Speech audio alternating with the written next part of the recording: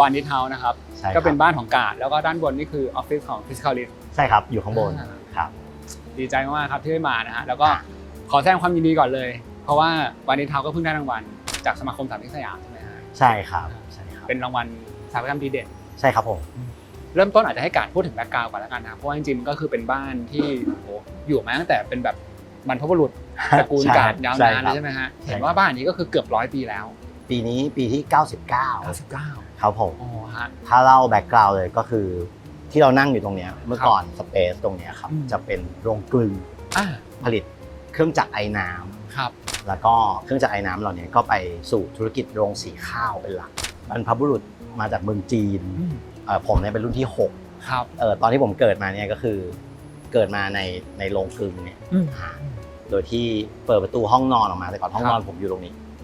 เปิดประตูห้องนอนออกมาก็จะแบบเปิดเข้ามาในโรงงานเลยแบบบรรยากาศแบบเครื่องจักรเสียงดังๆฝุ่นเยอะๆเนี่ยครับก็มีพี่ๆคนงานทำงานกันเต็มไปหมดฮะแล้วก็ข้างบนเนี่ยก็จะเป็นบ้านพักอาศัยของครอบครัวที่ครอบครัวย่อยๆก็จะมีเป็นยูนิตของตัวเองที่ก็ค่อนข้างจะไม่ได้มีแพลนนิ่งอะไรเป็นเรื่องเป็นราวครับมีลูกเพิ่มก็มีห้องกันไปเรื่อยๆอารมณ์ครับก็ลักษณะครอบครัวก็จะเป็นครอบครัวขยายแบบกงสีอะไรอย่างเงี้ยใช่ไหมฮะอารมณ์นั้นใช่อยู่กันประมาณสักกี่คนนะโอ้โหเยอะมากเลย20-30อะไรอย่างเงี้ยเลยเยอะกว่านั้นนี่ครับ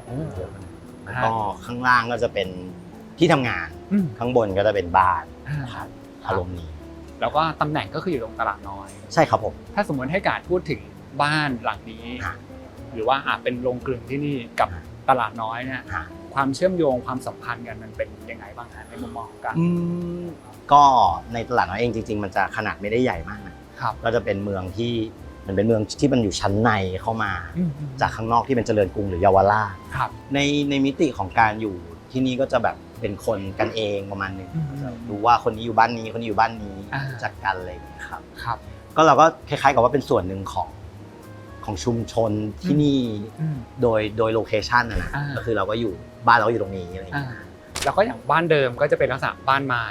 ใช่ครับหลังคาสังกะสีใช่ไหมฮะใช่ครับแล้วก็เป็น2 ชั้นทีนี้ในวันที่ช่างสร้างในวันนั้นเนี่ยเข้าใจว่ามันก็ถูกสร้างมาบน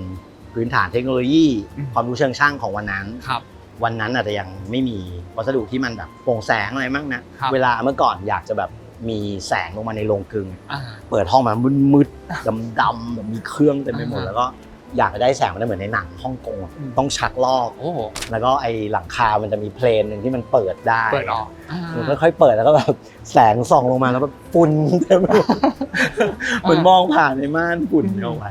แสดงว่าอย่างจุดที่เราอยู่ตรงนี้ที่เราเห็นว่ามันมีแสงลงมาเมื่อก่อนมันจะไม่ได้มีสภาพแบบนี้ใช่ไหมเมื่อก่อนสภาพตรงข้ามเลยทุกอย่างมืดห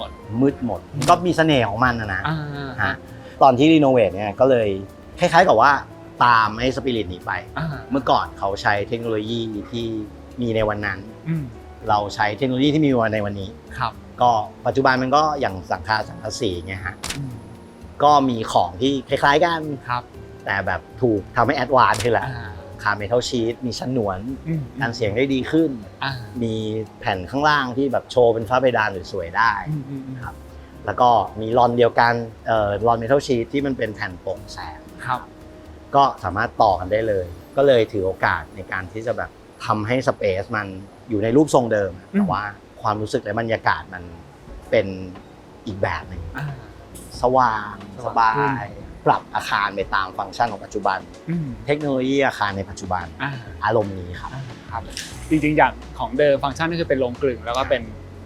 บ้านมีห้องพักพอเราเปลี่ยนเป็นวานิชเฮาส์เนี่ยมันมีเห็นบอกว่ามี4ฟังก์ชันใช่ไหมครับมีอะไรบ้างนะตอนที่เราทำรีโนเวทวันแรกก็เพื่อให้physical lease มีออฟฟิศก่อนครับโดยที่จะมีส่วนที่ยังคงอยู่เสมอเลยคือบ้านเราก็อยู่ตลอดมาซึ่งการก็อยู่เองตลอดมาใช่ครับตัดสินใจว่าโอเคเราจะรีโนเวทโครงสร้างใหม่แล้วก็เอา physical lease ไปไว้สอบแล้วก็พอค่อยๆทำไปเรื่อยๆมันก็เริ่มเกิดเหตุการณ์ที่มันทำให้มันมีฟังก์ชันอื่นงอกมาอย่างข้างล่างวันที่ Physicalist เข้ามาทำงานกันแล้วสถาปนิกอินทีเรียเข้ามาทำงานกันตรงนี้ยังเป็นแบบละกองไม้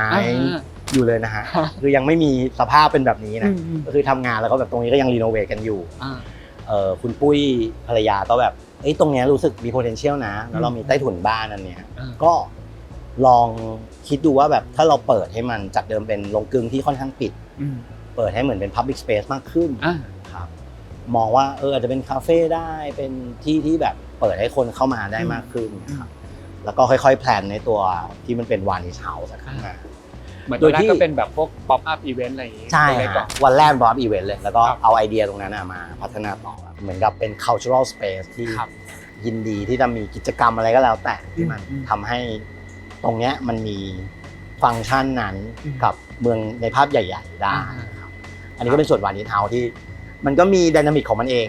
เป็นแบบโซนที่แบบมีร้านขายของมีคาเฟ่มีพื้นที่กิจกรรมใช่ไหมครับแล้วก็อีกส่วนหนึ่งก็จะเป็นตรงห้องพักคนงานก็เรารู้สึกว่ามันมีเป็นมุมส่วนตัวอยู่ชั้น2แบบแอบเห็นแม่น้ำได้นิดหน่อยก็เลยคุยกันว่างั้นเราแบบทำห้องพักเล็กๆอันนึงละกันตั้งชื่อมันว่า Mechanics Room Hotel ห้องพักคนงานครับแล้วก็อยู่ตรงแบบกับมุมหนึ่งแยกออกไปย้ายบันไดที่เคยอยู่ในบ้านมาอยู่ข้างหน้าก็เวลาแขกเข้าพักก็ไม่ต้องเข้ามาในบ้านเขาก็ส่วนตัวของเขาได้เลยอยู่เป็นวิงที่แยกออกไปก็จะมี4ฟังก์ชันทีนี้เวลาเราจะรีโนเวทเนี่ยแต่ละคนก็จะมีแนวทางหรือเรียกว่าเป็นแก่นในการจะปรับเปลี่ยนนะคะเช่นว่าโอเคเราอาจจะพยายามคงของเดิมมากสุดหรือบางทีเราจะเปลี่ยนใหม่หมดเลยอะไรเงี้ยแต่ว่ากาดเองก็คือมีแนวทางหรือมีหลักการที่ชัดเจนกันว่าเราจะไปในเดเรคชั่นที่ว่าจะคงของเดิมไว้ใช่ไหมครับใช่ครับเริ่มต้นคิดทุกอย่างแพลนทุกอย่างจากการที่เราพยายามที่จะรักษาที่สเปซนี้เอาไว้แล้วก็สเปซในที่นี้หมายถึงพื้นที่ในเชิงกายภาพแล้วก็สปิริตของความเป็นอาคารหลังแล้วก็ผมว่าโอเปอเรชั่นอันหนึ่งที่น่าจะแบบเป็นจุดเริ่มต้นของทุกอย่างเลยคือเราตัดสินใจว่าเราจะทำฐานรากให้อาคารใหม่เพราะว่าก่อนที่จะรีโนเวทเนี่ยอาคารมันแบบซุดไปซุดมาชั้น2นี่แบบมีความเป็นแบบไม่เท่ากันมากๆก็เลยงั้นเราทำฐานรากเนี่ยแล้วก็ทำให้ชั้น2มันได้ระดับนึกไปถึงเทคนิคการดีดบ้านซึ่งไอ้ฐานรากคสรที่เราเห็นตัวเนี้ยเป็นของใหม่นะก็คือจริงๆถ้าเป็นเสาเดิมก็คือเหมือนแค่ไม้ลงพื้นไปเลยไม้ลงไปที่พื้นเลยตอนที่ดีดบ้านนี่ก็มหัศจรรย์มากเลยคือเขาก็จะมี3ขามาค้ำแล้วก็ยกบ้านเอาไว้ยกขึ้นมายกขึ้นมาบางทีบางเสาเนี่ยหลุดขึ้นมาเลยเหมือนไม้จิ้มฟันที่แบบอยู่ที่พื้นพอยกขึ้นมาปุ๊บเราก็ทำเสาเข็มแล้วก็ทำฐานรากปูนขึ้นมาแล้วก็เอาเสาวางแล้วก็อยู่ด้วยกันไปทำอย่างนี้ไปทีละต้นละต้นไปเรื่อยๆซึ่งเสาที่เราเห็นเนี่ยมันอยู่ตรงนี้ตลอดมาตำแหน่งเดิมเลยตำแหน่งเดิมแล้วก็เป็นเสาต้นเดิมอาจจะมีโมดิฟายเล็กน้อยอะไรอย่างเงี้ยครับทีนี้พอเรา keep ไอ้ structural grid นี้เอาไว้ได้มันก็เหมือนกับมันเป็นอาคารเดิมไปโดยปริยายพอเราอนุรักษ์อันนี้ไว้ได้ปุ๊บทุกอย่างมันตามไอ้นี่ตามเลยก็ค่อยๆตามมันไปเรื่อยๆมันซึ่งจริงๆก็เดี๋ยวเราจะให้การพาไปดูด้านหน้าบ้างได้เลยครับจริงปราสาทเองก็แทบจะไม่ได้เปลี่ยนอะไรเลยแทบจะไม่ได้เปลี่ยนอะไรเลยคือใช้คำว่าเปลี่ยนแปลงน้อยที่สุดถ้าไม่จำเป็นจริงๆก็คือจะพยายามให้คงของเดิมไว้เลยใช่ฮะมีทีนึงน้องยุ่นจากเดอะคลาวด์คุยกันพาเขาไปดูเหมือนเขาก็บอกว่าเนี่ยรู้สึกว่าสิ่งที่เราทำที่เนี่ยมันน่าจะใช้คำว่า regeneration ไม่ใช่ renovate แต่เป็น regeneration คือผมฟังแล้วใช่เลยเปลี่ยนยุคสมัยให้มันใช่ฮะมันตรงกับที่เราทำเปลี่ยนยุคสมัยให้มันอะไรที่มันต้องซ่อมแซมก็ซ่อมอะไรที่เราอัปเกรดได้ด้วยเทคโนโลยีของวันนี้เราก็อัปเกรดไปแล้วเราก็เนื่องจากมันมีการเปลี่ยนฟังก์ชันเราก็ออกแบบสิ่งที่มันจะเหมาะฟังก์ชันใหม่เหมือนพอการบอกว่าสปิริตของช่างในแบบเดิมอ่ะเขาก็ทำโรงงานมาโดยที่เน้นฟังก์ชันเป็นหลักในเรื่องของเอสเธติกกับความงามอาจจะเป็นเรื่องรองนะแล้วการก็เหมือนเวลาเรามาทำใหม่เนี่ยปรับปรุงเนี่ยเราก็มองผ่านเลนของเขานะเราไม่ได้เอาความเป็นสถาปนิกของเราที่แบบจริงๆการอาจจะเปลี่ยนผสมผสานทำอะไรให้มันสวยให้มันเนี้ยบเรียบร้อยกว่านี้ได้แต่เราก็ไม่ได้ทำแบบนั้นแต่เรา follow ความเป็นช่างแบบเดิมอะไรอย่างเงี้ยใช่เลยครับแล้วผมรู้สึกว่ามันมีเสน่ห์ในตัวมันเองใช้คำว่าความเป็นธรรมชาติคือธรรมชาติของอาคารหลังนี้มันเป็นแบบนี้เนี่ยในเวลาเดียวกันมันมีหลักคิดในแง่โครงสร้างแล้วกันครับพี่ครับคือเมื่อก่อนเนี่ยไอ้พื้นที่เราเห็นเนี่ยมันเป็นดินหมดเลยนะบางช่วงที่เขาต้องการความแข็งเขาจะปูนมาเทไปงั้นๆตลกดีตรงใต้ถุนแต่ก่อนมันเป็นปูนเทแล้วก็แบบ กรีดร่องให้มันเหมือนกระเบื้องตลกไป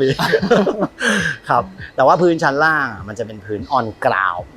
คือมันไม่เคยอยู่กับโครงสร้างไม้ อ๋ออย่างนี้มันก็มีโอกาสจะสุดๆหรืออะไร ก็สุดไปตามกาลเวลาทีนี้ตอนเราทำก่อสร้างอ่ะเราก็ตามสิ่งนั้นไปครับก็คือชั้นล่างที่เราเห็นก็เป็นพื้นออนกราวหมดเลยพื้นอันนี้ก็จะเป็นพื้นสำเร็จตรงร้านก็จะเป็นพื้นเอาอิฐมาวางเอาก้อนอิฐมาวางอยู่บนดินเทลีนนิดหน่อยเพื่อไม่ให้เป็นภาระกับโครงสร้างไม้ที่แต่เดิมมันไม่เคยมีภาระอยู่แล้วชั้น2ก็เหมือนกันครับเราก็ใช้โครงไม้เหมือนเดิมหรือมาปูใหม่ของเดิมมันก็เละๆหน่อยไม่ได้มีน้ำหนักมากขึ้นของเดิมเป็นบ้านของใหม่มันก็เป็นออฟฟิศเป็นคนนั่งทำงานก็เลยตามสิ่งนั้นไปว่าแบบมันก็เป็นพื้นไม้แบบเดิมได้นะเพราะเราไม่ได้มีโหลดเพิ่มหลังคาก็ใช้โครงสร้างไม้เหมือนเดิมเปลี่ยนจากสังกะสีเป็นเมทัลชีทลักษณะของลอจิกโครงสร้างก็เป็นแบบนี้แต่ว่าวัสดุมันก็เป็นวัสดุของวันนี้นะพื้นสำเร็จมีอิฐมีอะไรอย่างเงี้ย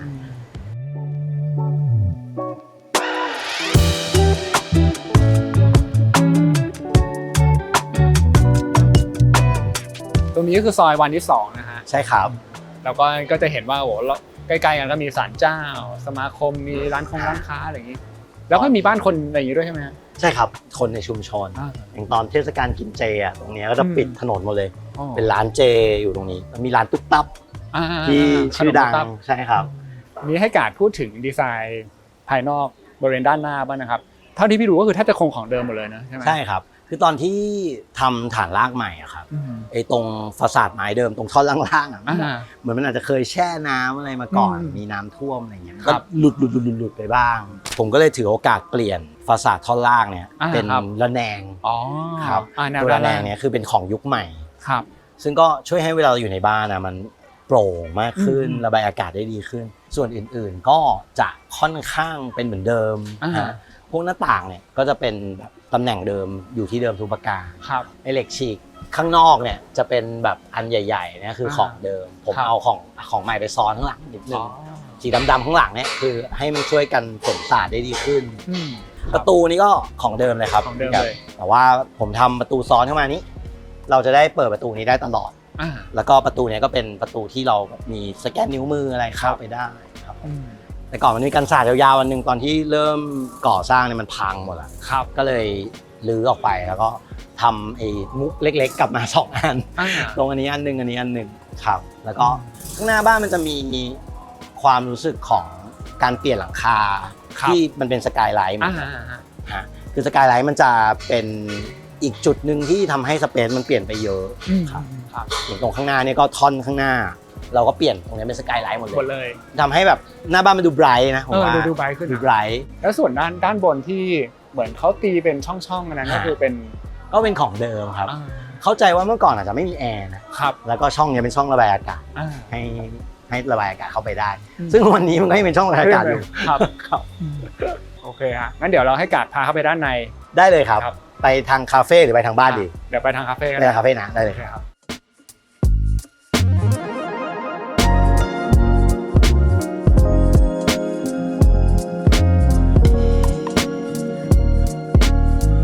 การพาเข้ามาด้านในแล้วนะครับซึ่งโซนนี้ก็คือเป็นพื้นที่ของ Vanity House ใช่ครับก็จะมีคาเฟ่แล้วก็เป็นเหมือนร้านขายของอะไรอย่างเงี้ยใช่ครับ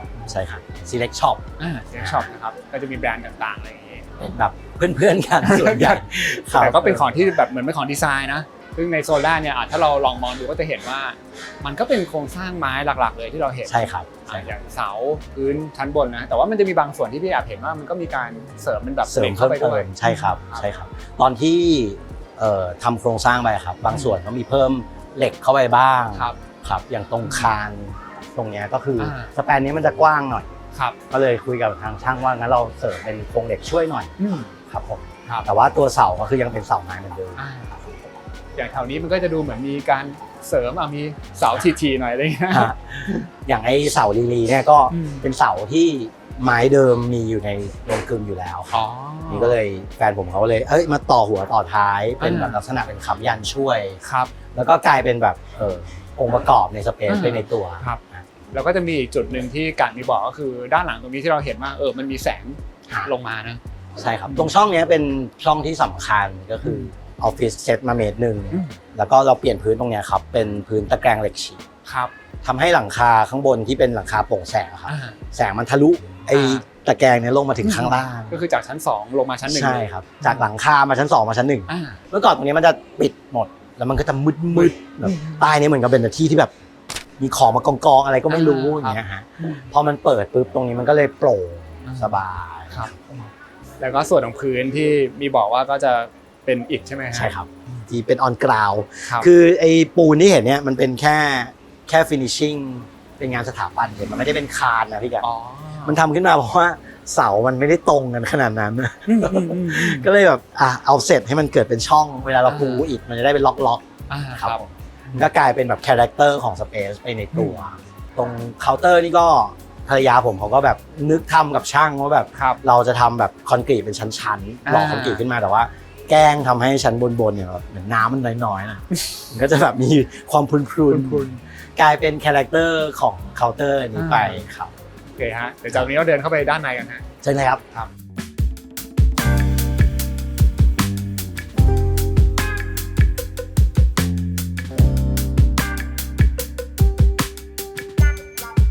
นี่เราก็เดินกลับมาพื้นที่ส่วนตรงกลางนะครับครับผมแล้วก็ตอนนี้ก็มีการจัดเป็นอีเวนต์เวิร์กช็อปอะไรอยู่นะฮะใช่ครับแล้วก็มันคือมุมที่เมื่อกี้เราเปิดคลิปกันแหละตรงนี้เองกาดก็บอกว่ามันเป็นมุมเดิมของโรงงานเลยใช่ไหมฮะใช่ครับอย่างของเดิมก็คือไม่ได้มีพื้นชั้นบนด้วยก็คือเปิดโล่งๆแบบนี้เลยพวกเครื่องจักรอันเนี้ยครับอันนี้เป็นรางรถไฟนะครับเอาไว้แบบเคลื่อนของมันจะเป็นแบบรอกที่มันวิ่งไปตามรางรถไฟครับเป็นของเดิมอยู่ตรงนี้เลยแล้วก็ยังเลื่อนได้นะตอนทำนิทรรศการของพี่เบียร์สิ่งน้อยครับปีที่แล้วก็เลื่อนปรับกันครับของตอนนิทรรศการของ all kinds ก็เนี่ยปรับยังใช้ประโยชน์เป็นประโยชน์ใหม่แต่ว่ามันเอาไว้แฮงพวกอาร์ตเวิร์กตอนนี้ครับ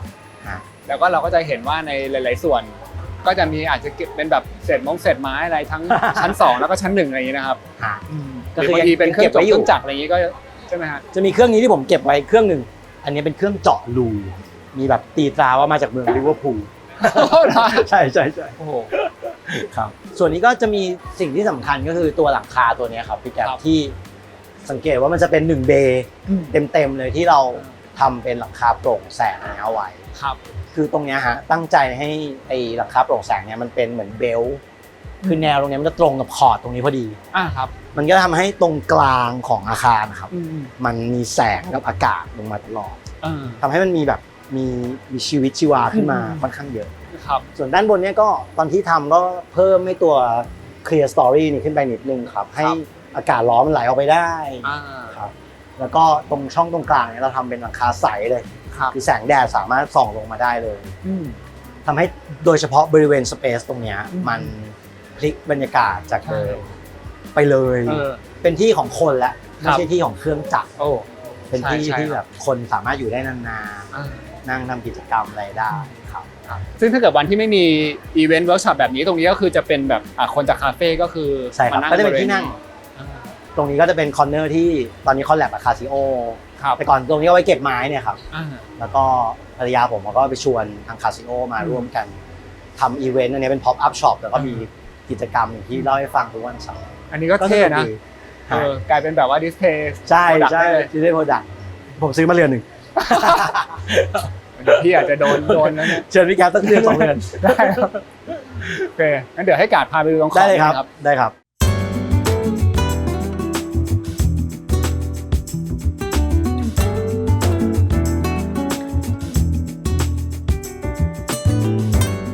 กาดก็พามาส่วนที่เป็นคอร์ดนะครับครับผมแล้วก็จริงตรงนี้ก็ถือว่าเป็นเหมือนส่วนของบ้านพักด้วย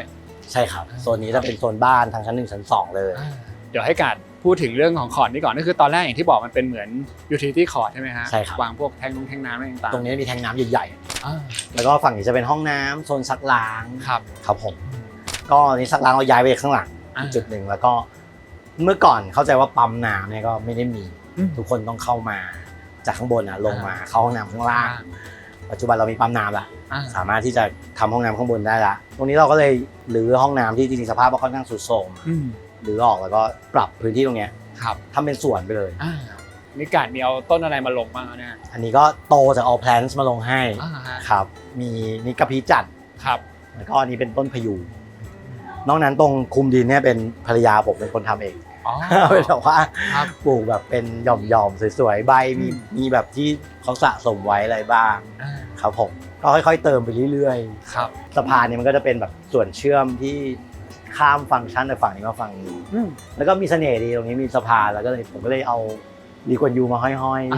ๆไอ้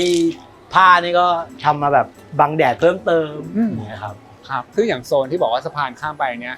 ชั้นบนเองก็จะเป็นเหมือนเป็นส่วนบ้านของการเลย ใช่เลยครับ แล้วก็จะเป็นจุดที่เราก็จะเห็นว่ามันมีสีพิเศษกว่าจุดอื่น ใช่ครับสีนี้ก็เป็นสีเดิมนะ สีเดิมเลย เป็นสีนี้อยู่แล้ว ฟ้าเขียวๆเนี่ย ใช่ครับเจ้าของห้องเก่าเขาทาสีนี้ไว้สีเนี้ยมีแต่ในห้องนี้ ห้องนี้เลย แล้วก็ตอนที่เราลื้อฝ้าเพดานเดิมมาทำปรากฏว่าไปเจอไม้อันหนึ่งที่ยาวตั้งแต่ซ้ายสุดถึงขวาสุดเลยเป็นไม้สีฟ้านี่เหมือนกันแล้วมันยาวแบบยาวตลอดความแนวห้องเนี่ยครับผมเหมือนเจอคุมทรัพย์อะโหมันสวยมากก็เลยเอาอันเนี้ยไปทำเป็นฟาสาดด้านนี้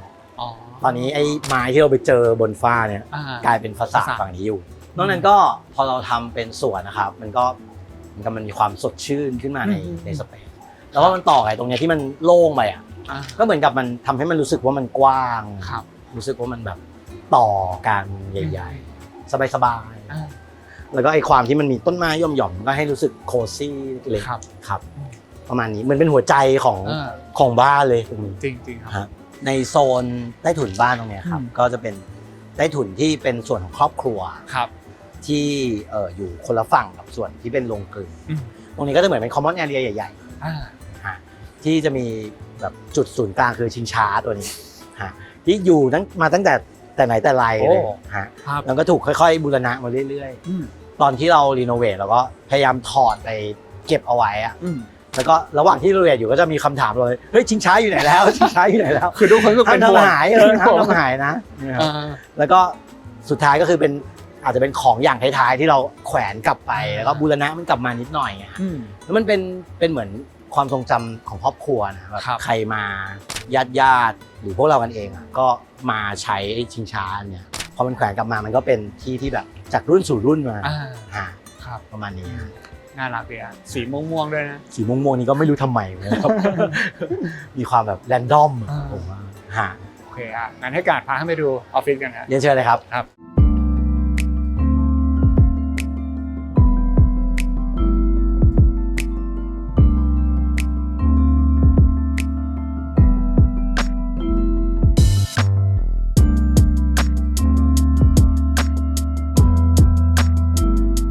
เราเดินขึ้นมาบนชั้น2นะครับครับผมด้านซ้ายมือของพี่นี่คือออฟฟิศครับแต่ก่อนจะเข้าออฟฟิศเนี่ยมันมีพื้นที่ตรงนี้อยู่ซึ่งเป็นจุดนึงที่น่าสนใจนะฮะเพราะมันดูแบบเปิดโล่งเลยแล้วก็มีส่วนที่เชื่อมลงไปชั้น1ได้ด้วยของเรื่องนี้จะมีคอริดอร์ใหญ่อันนึงแล้วก็เป็นห้องนอนอ่ะนี่พอเรารีโนเวทตรงนี้กลับมาเนี่ยตั้งใจให้เป็นพื้นที่โล่งๆที่เป็นแชร์สเปซระหว่างส่วนออฟฟิศกับส่วนบ้านครับผมแล้วก็ตรงช่องนี้ก็ตั้งใจเว้นเอาไว้ก็คือของเดิมไม่ได้มีเราก็เอาพื้นออกใช่ครับตรงนี้แล้วก็ตอนเราตีไม้กลับไปก็เว้นอยู่ไว้เป็นช่องมีทำลอกไฟฟ้าไว้อันหนึ่งไว้ขนของแล้วก็ป้ายลงกลึงเดิมคือนี้ก็มาแขวนไว้ตรงนี้แทนอันนี้คือป้ายเก่าแก่ดั้งเดิมป้ายเก่าแก่แต่ก่อนอยู่หน้าบ้านฮะตรงนี้ก็จะเป็นพื้นที่ที่อเนกประสงค์ทีมงานใช้ทานข้าวลูกๆผมก็มาทานข้าวอันนี้ก็มีแพนทรีมีอะไรแพนทรีเล็กๆตรงนี้ครับผมที่อาจจะเป็นฟีเจอร์ก็คือเรื่องแสงจะเห็นว่าผนังสองข้างเนี่ยมันมีช่องแสงซึ่งมันเกิดจากการที่เราพยายามทำสกายไลท์ให้ได้มากที่สุดนี่แหละคือในระหว่างผนังแต่ละอันที่กั้นแต่ละห้องในโซนเนี่ยครับก็จะใส่สกายไลท์เข้าไปสตริปหนึ่งแล้วก็ทำฝ้าแบบปิดตรงอื่นแล้วก็เปิดช่องสกายไลท์เล็กๆเนี่ยไว้ให้เหมือนมันมีแสงส่องผนังนี้ลงมาตรงบริเวณนี้มันเป็นลักษณะเป็นระเบียงนี่ก็ทำให้มันมีลมมีอากาศผ่านตลอดเวลาครับผมมันก็เหมือนเป็น outdoor space ที่มัน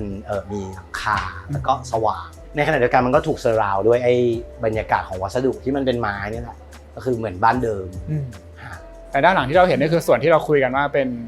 ห้องนอนนะครับที่ต้องข้ามสะพานไปใช่ครับโอเคนะครับงั้นเดี๋ยวเราเข้าไปเชิญเลยครับออฟฟิศกันนะครับแอร์เย็นๆข้างใน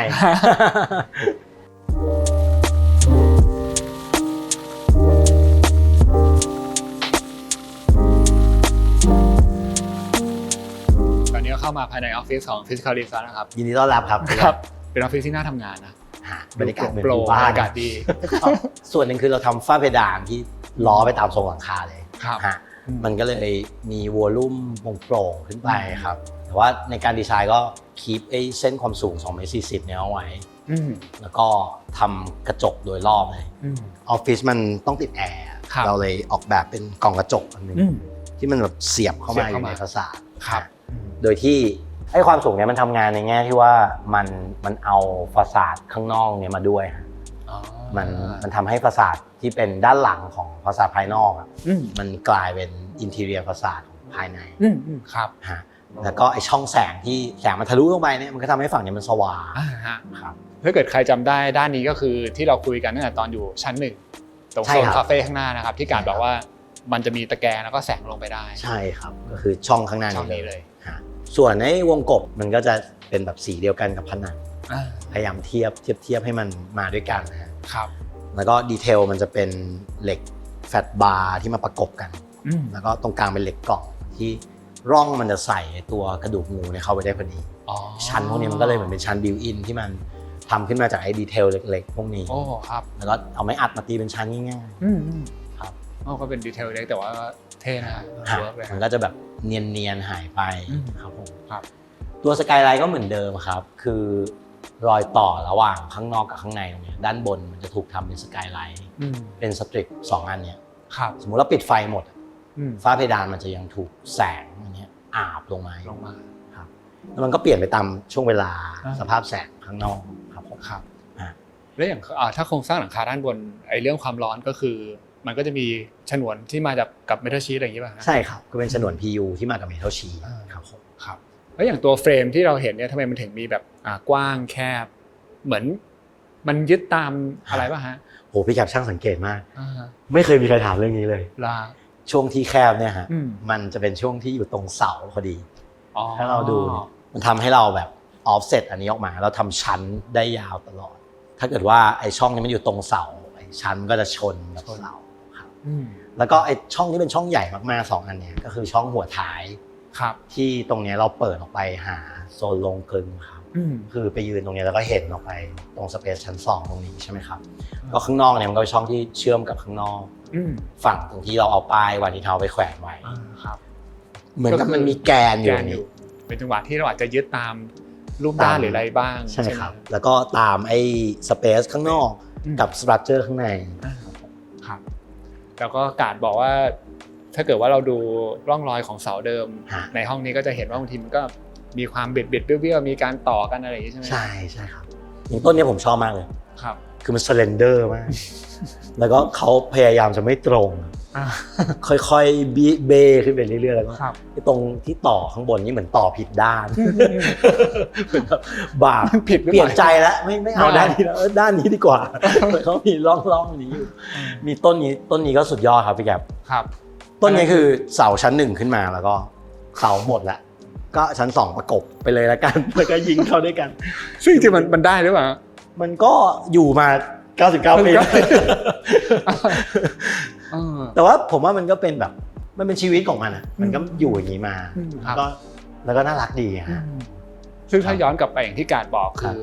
ก็เป็นแนวทางของช่างที่เขาก็ทำว่าแบบประยุกต์อะไรของเขาไปว่าแบบว่าประมาณอย่างนี้แหละ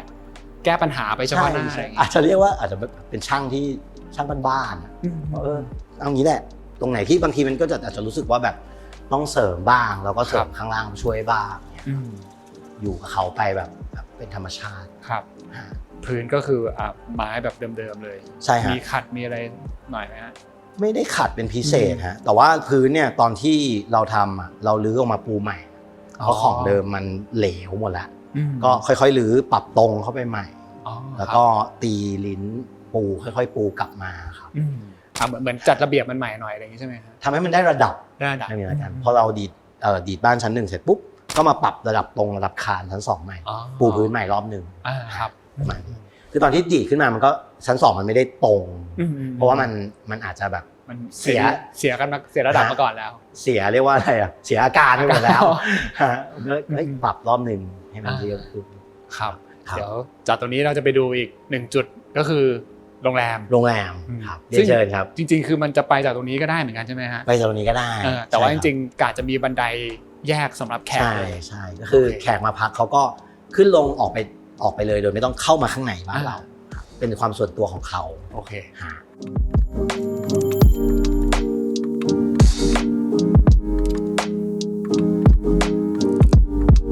วันนี้การพามาดูอีก1จุดนะครับซึ่งก็เป็นพื้นที่ของโรงแรม1ห้อง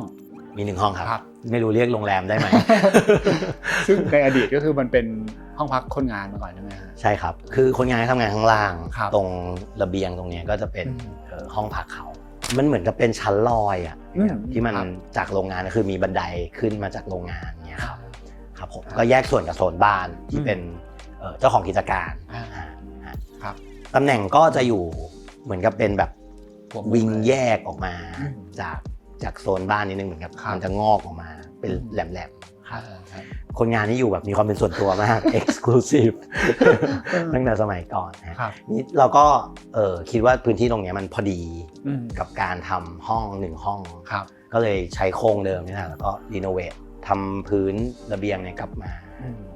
ในเชิง planning ก็ตรงนี้มันจะเป็นจุดที่ดินมันเป็นรูปคางหมูแปลกๆเราก็ทำห้องสี่เหลี่ยมขึ้นมาอันหนึ่งที่มีเตียงอยู่ในสุดตรงที่มัน private สุดแล้วก็เปิดกระจกพาโนรามาให้เห็นข้างนอกเนี่ยครับเห็นวิวแม่น้ำได้เล็กน้อยแล้วก็ไอ้ตรงที่มันเป็นรูปทรงที่มันไม่สมบูรณ์เป็นแบบแหลมๆเรียมๆก็จะเป็นแบบโซนระเบียงห้องน้ำห้องเก็บของข้างหลังโซนที่บวมออกไปเป็นส่วนคลอเซ็ตอารมณ์อย่างเงี้ยแล้วก็จะเห็นว่าเสามันก็จะอยู่ที่แปลกๆหน่อยก็จะอยู่ที่โผล่ขึ้นมาแต่ก็เป็นแบบสิ่งที่มันเป็นไปได้ในอาคารหลังนี้อยู่แล้วครับส่วนเช่นกันวอลลุ่มหลังคาครับก็ตีไปตามวอลลุ่มหลังคาขึ้นไปแล้วก็จะมีด้านหน้าเนี่ยที่ฝ้าเพดานมันลงต่ำไปฮะแล้วก็เป็นข้อดีมากๆเลยคือเวลาเราอยู่ในเนี่ยมันรู้สึก private รู้สึกมันเหมือนมีผนังลงไปปิดก็เหมือนกับอยู่ในพื้นที่ส่วนตัวมากๆฝั่งนี้ก็มีต้นไม้แบบบังอะไรอย่างเงี้ยครับสังกะสีเนี่ยเป็นสังกะสีเดิมที่เคยเป็นหลังคามาก่อนตอนที่รื้อออกมาก็มีบางอันที่ยังใช้ได้ก็เก็บเอาไว้แล้วก็ตอนนี้ก็กลายมาเป็นฝ้าเพดานตรงบริเวณเนี้ยที่มันกึ่งเป็นอินทีเรียฟาซาดใช่ไหมครับแล้วก็ใช้เนี่ยเป็นผนังในส่วนแห้งของห้องน้ำครับผมก็จะเป็นเหมือนกับว่าสิ่งที่มันตามยุคตามกลับมาส่วนห้องนี้ก็ไม่ได้มีเหตุผลอะไรใช้สีเหลืองก็จะถามอยู่ว่าทั้งม่านแล้วก็ทั้งฝ้าอะไรอย่างเงี้ยรู้สึกมันแบบเป็นสีที่วอร์มๆหน่อยครับแล้วก็รู้สึกว่าสดชื่นดีอ่ะคือไม่ได้คุมโทนอะไรมากก็คือแบบเป็นแบบอารมณ์เหลืองมัสตาร์ดเข้ามาแล้วก็รู้สึกว่าเข้ามาในห้องที่แบบอาจจะไม่ได้เหมือนอยู่ในชีวิตประจำวันมากนะการที่มันเป็นสีนี้เนี่ยครับอย่างผมเองบางทีผมก็หนีมาอยู่ห้องนี้บ้าง รู้สึกว่าแบบมานั่งแล้วมันแบบให้ความรู้สึกอีกแบบนึงฮะว่างๆพี่แก๊ปเรียนเชิญได้อยู่แต่ถ้าเกิดว่าใครสนใจก็คือพักได้ก็จะเป็นแบบ Airbnb ใช่ไหมครับ Airbnb ก็ได้หรือว่า text มาก็ได้ครับมีแบบเพจ Instagram ก็สามารถมานอนเล่นได้ครับสบายๆครับผม